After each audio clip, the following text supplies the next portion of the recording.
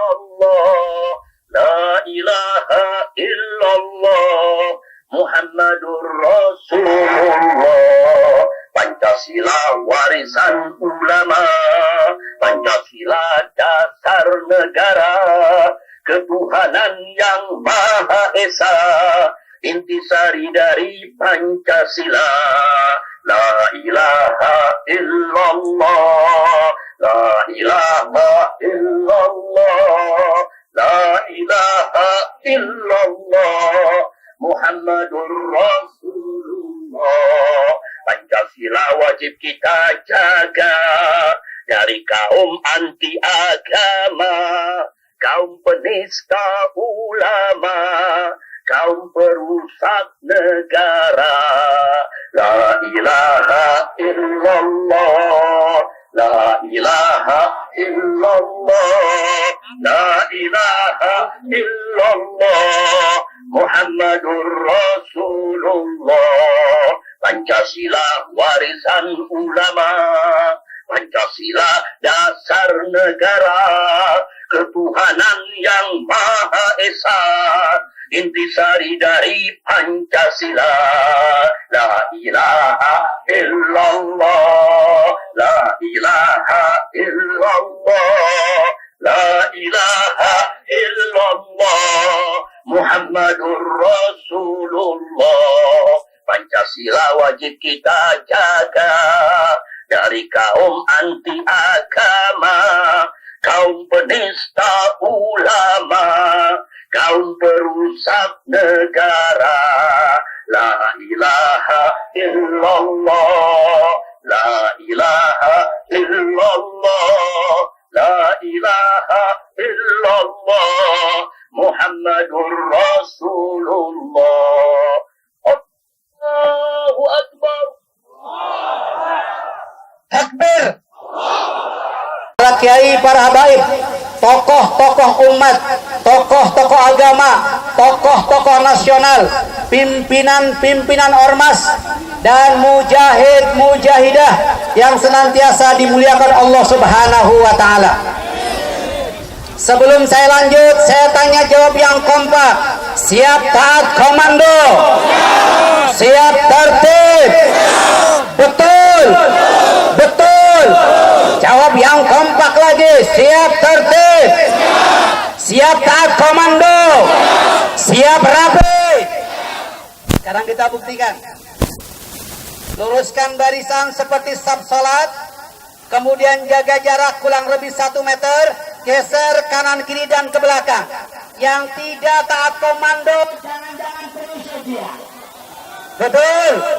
Betul? Mujahid, mujahidah pasti taat komando. Betul? Laskar Brigade kasih contoh.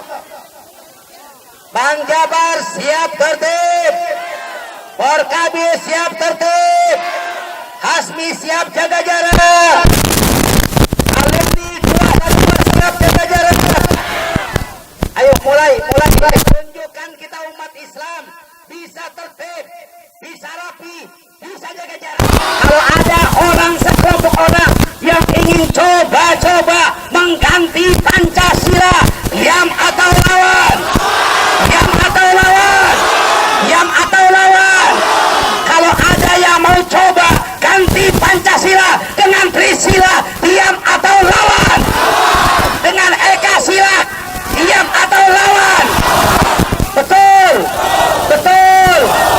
Ini kelihatannya ada kampret-kampret kecil yang coba-coba pengen ganti Pancasila yang sudah selesai disepakati oleh pendiri bangsa lewat rancangan undang-undang, saudara.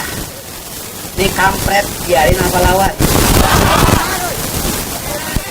Dipin apa tabo? Dipin apa tabo? Betul? Diam-diam mereka berupaya membangkitkan kembali yang dulu menjadi perbelahan di bangsa Indonesia, saudara. Bagi umat Islam, Pancasila sudah final, tidak boleh dikotakkan lagi, saudara. Betul? Betul? Dulu ada Dulu ada yang mau ganti namanya PKI. Dulu ada yang mau ganti namanya. Dulu jangan-jangan sekarang yang coba-coba ganti dia adalah Neo. Kalau ada Neo PKI dia mah tahu lawan, biarkan atau ganyang PKI semua ganyang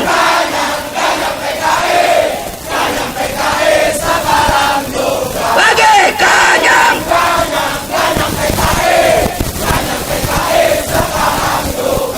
Ustaz jangan main tuduh dong. Oh enggak, buktinya di rancangan undang-undang HIP haluan ideologi Pancasila. Gak ada lagi SAP MPRS nomor 25 tahun 66 saudara. Betul? Apalagi buktinya? Ketuhanan yang Maha Esa yang sudah jelas-jelas ada di pembukaan Undang-Undang 45 menjadi kesepakatan mau diganti ketuhanan yang berkebudayaan saudara. Bagi kita ketuhanan yang Maha Esa adalah kalimat tauhid, betul. Dan itu termaktub dalam Undang-Undang Dasar saudara. Maka siapapun gak boleh ganti dengan apapun saudara. Betul. Jangan-jangan yang mau ganti. Oleh karenanya hari ini kita berkumpul mengharap ridho Allah, berjuang sekuat tenaga. Tidak ada kata lain buat kita. Cabut dan batalkan rancangan undang-undang HIP saudara. Betul. Gak cuma itu, kita juga pengen yang usul siapa tuh yang usul? Kita pengen tahu tuh yang bawa usul siapa, orangnya yang mana. Badan Kehormatan MPR harus lidiki siapa pembawa usul tersebut saudara. Betul. Kalau ketemu orangnya yang membawa usul, kemudian daftar fakta hukumnya, bukti dia ingin mengganyang kembali, ingin membawa kembali PKI baru, maka dia wajib dipecat saudara. Betul. Kalau yang bawa partai diapain? Kalau ada partai apapun yang coba-coba membangkitkan komunis baru, berarti dia bagian dari Neo. Wajib. Kalau ada partai lain yang ngedukung, berarti dia ngedukung Neo PKI saudara. Betul. Ini partai model begini tinggalin tidak? Betul. Oleh karenanya kuatkan niat, tekadkan berat. Kita berjuang hari ini supaya apa? Rancangan undang tersebut dibatalkan, dicabut, dan inisiatornya segera dibawa ke jalur hukum saudara. Betul. Siap tertib, siap taat komando. Takbir. Sallu ala Nabi. Assalamualaikum warahmatullahi wabarakatuh. Nah, saat itu Bung Karno pada tanggal 1 Juni tahun 1945 mengusulkan saudara supaya kalau Indonesia nanti merdeka punya dasar negara namanya Pancasila. 5 dasar. Sila pertama, Bung Karno mengusulkan peri kemanusiaan, kemudian peri kebangsaan, sedangkan peri ketuhanan diletakkan di sila yang kelima, sila terakhir. Ini ditolak oleh ulama saudara. Kiai Haji Wahid Hasim menolak, Kiai Haji Abdul Qahar Mudakir menolak, Kiai Haji Agus Salim menolak. Kenapa mereka menolak? Enggak pantas ketuhanan ditaruh di sila terakhir. Enggak boleh sila ketuhanan diletakkan pada sila buntut. Ini fakta sejarah. Karena itu para ulama kita berjuang dalam forum BPPKI supaya ketuhanan naik menjadi sila yang pertama. Lalu setelah terjadi perdebatan sengit, pada tanggal 22 Juni 1945 disepakati oleh NU Muhammadiyah Sarekat Islam, oleh Bung Karno, Bung Hatta, Bung Yamin, semua sepakat. Apa yang mereka sepakati, saudara? Bahwa Pancasila satu, ketuhanan dengan kewajiban menjalankan syariat Islam bagi pemeluk-pemeluknya. Dua, kemanusiaan yang adil dan beradab. Tiga, persatuan Indonesia. Empat, kerakyatan yang dipimpin oleh hikmat kebijaksanaan dalam permusyawaratan perwakilan. Lima, keadilan sosial bagi seluruh rakyat Indonesia. Ini sepakat, Bung Karno ikut tanda tangan, saudara. Jadi artinya mereka sepakat. Ini kan 22 Juni belum merdeka nih kita nih. 22 Juni 1945 ini sebelum merdeka. Jadi semua sepakat kalau nanti kita merdeka, inilah dasar negara kita. Nah, itu disebut konsensus nasional. Singkat cerita, akhirnya diproklamirkanlah kemerdekaan kita pada tanggal 17 Agustus 1945. Begitu diproklamirkan, maka mulai saat itu dasar negara kita adalah Piagam Jakarta 22 Juni 1945 yang tadi sudah disepakati. Tapi kemudian timbul protes dari pemerintah Jepang. Jepang nggak terima. Kenapa ada kata-kata syariat Islam di bagian pertama?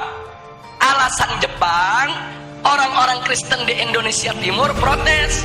Kalau pakai syariat Islam mereka nggak masuk negara Indonesia. Saudara, akhirnya Bung Karno dan Bung Hatta ditekan supaya menghapuskan kata syariat tersebut.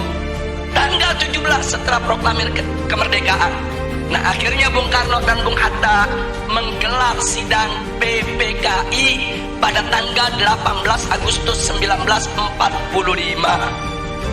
Nah, dalam sidang tersebut Kiai Haji Wahid Hasyim tidak hadir karena sudah perjalanan pulang dari Jakarta ke Surabaya.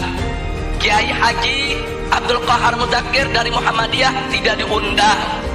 Nah, kemudian Kiai Haji Agus Salim dari Sarekat Islam tidak diundang. Ada apa kiai-kiai kita tidak diundang, saudara? Bisa dibaca. Kalau kiai-kiai kita diundang, mereka nggak bakal setuju syariat Islam dihapus, saudara. Makanya supaya ini lolos, ini goal, kiainya nggak usah diundang, saudara. Jadi marginalisasi ulama itu udah mulai terjadi semenjak kita kemerdekaan, saudara. Disingkirkan ulama kita. Akhirnya begitu digelar sidang, yang hanya 2 jam sidangnya. Sidangnya cuma 2 jam terburu-buru. Kemudian sila pertama Pancasila diganti. Diganti dengan apa? Ketuhanan. Itu aja, saudara. Sedangkan kalimat dengan kewajiban menjalankan syariat Islam bagi pengikutnya itu dicoret, saudara. Nah, akhirnya ada beberapa tokoh Islam yang hadir seperti Ki Bagus, saudara, dari Muhammadiyah menolak karena beliau tahu ini ulama NU, ulama Muhammadiyah, ulama Sarekat Islam gak bakal terima ini diganti. Terjadi perdebatan. Nah, akhirnya dapat solusi. Apa solusinya? Ini perjuangan Ki Bagus ini dari Muhammadiyah, saudara. Solusinya ya sudahlah, syariat dihapus nggak apa-apa, tapi tolong diganti dengan Yang Maha Esa. Dan Bung Karno setuju, saudara. Jadilah sila pertama ketuhanan Yang Maha Esa. Nah, kalau saya melihat sejarah ini, saya bersyukur kepada Allah. Loh, kenapa? Wa yamkuruna wa yamkurullah wallahu khairul makirin. Mereka berbuat makar mau hapus syariat, Allah balas makar mereka. Syariat hilang, tauhid yang datang, saudara. Itu kan syariat diganti sama tauhid. Itu syariatnya dihapus, yang masuk apa? Tauhid. Kita nggak rugi, saudara. Itu pertolongan Allah, saudara. Padahal ulama dipinggirin, ulama mau dikhianati, saudara, tapi Allah jaga. Nah, oleh karenanya sampai hari ini ulama-ulama NU, ulama-ulama Muhammadiyah nggak pernah punya masalah dengan Pancasila, saudara. Nggak ada ulama NU nolak Pancasila, ulama Muhammadiyah nolak Pancasila, para habaib nolak Pancasila. Enggak ada. Loh, kenapa para habaib, ulama, kiai dan ajangan tidak menolak Pancasila? Karena mereka tahu Pancasila adalah ijtihad ulama, karya ulama. Nah, itu yang ingin saya garis bawahi, saudara. Jadi jangan sekali-kali menuduh ulama ini anti Pancasila. Oh, mereka yang buat kok, mereka yang rumuskan kok, saudara.